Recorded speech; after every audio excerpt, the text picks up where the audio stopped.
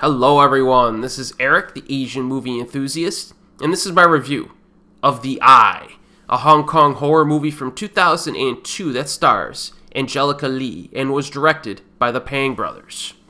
Blind since the age of 2, a 20-year-old classical violinist undergoes an eye cornea transplant after receiving a pair of new eyes from a donor.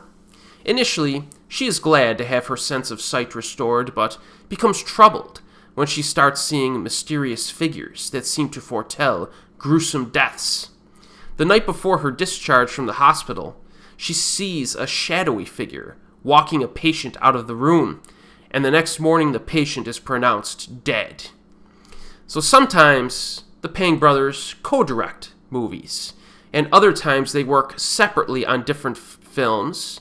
Other times, maybe one is like a director, the other one's like a producer and writer. They work together as a team, but they'll switch duties every once in a while.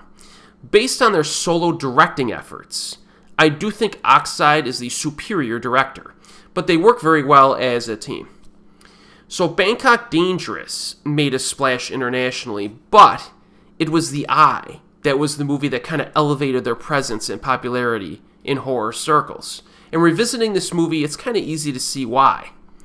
The script writing is very focused in this film, and the story does not waste time. Our main character has her surgery within the opening 10 minutes.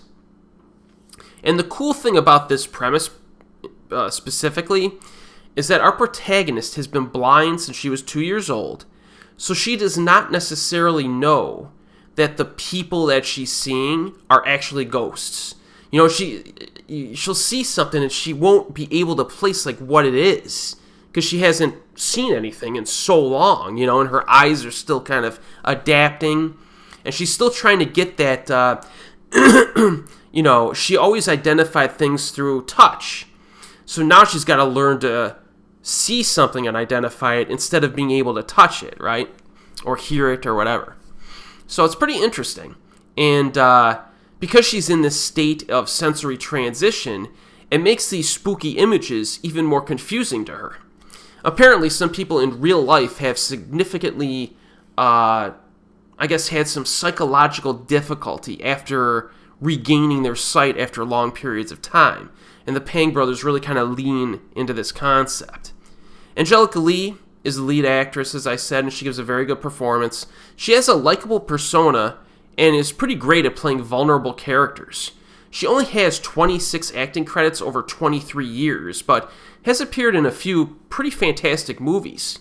Some of my other favorite films with her are Coma, Recycle, and The Thieves. So it's always nice to see her. Much of The Eye is driven by soft camera work in terms of visuals, which is entirely consistent with the premise. If you remember, our protagonist is just learning to use her eyes again, which means that some images are going to be fuzzy, all right? So it makes sense that these directors would want us as viewers to experience similar visuals. And thematically, it makes total sense. And it also, the dreamy mood creates quite a bit of atmosphere. So you have a pretty nice thing going on here in terms of the way the film looks. The effective scoring also is driven by, calmer, spookier moods, which is a little bit different from some of the Pang brothers' later music in their films, which tends to incorporate some heavy percussion. It's still rhythmic in this film, though. You still hear the rhythms, and that's something that is prevalent throughout, all of their horror films. All of their horror films have some type of a rhythm, if not outright percussion, in the music.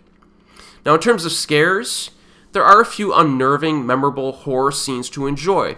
They employ a mix of creepy visuals and jump scares, and the imagery uses shadows and ghostly specters to nice effect. And this is supplemented very nicely with the aforementioned soft camera work. Some of the ghosts also moan in pain and misery, which is a nice touch. I did even like a few of the jump scares in this, which, generally not my thing. A small handful in a film is fine, but I really get annoyed when films go too heavy in the jumps. Luckily, this film does not do that, and the jumps that are in it are actually kind of neat and even memorable. The finale is pretty effective and kind of unexpected. If you've never seen this film before, you're probably not going to be able to predict the ending, which is good. I would also like to point out one scene that I found quite amusing.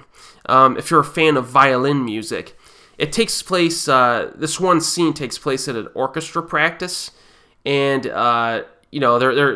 they're talking about stuff, and they say, hey, we're going to be playing at this event where Vanessa Mae is going to be playing or something. So I got a kick out of that because I'm a fan of hers in real life.